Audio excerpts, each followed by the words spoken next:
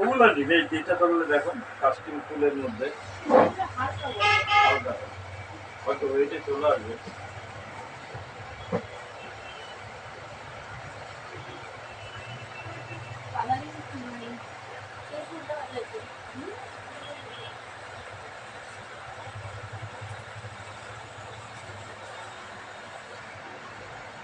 ওগুলো ওয়েট বেশি হবে,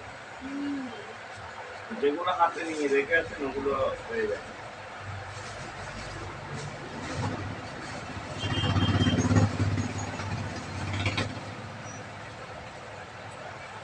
দেখি পালাটা কিরকম বাড়ানো।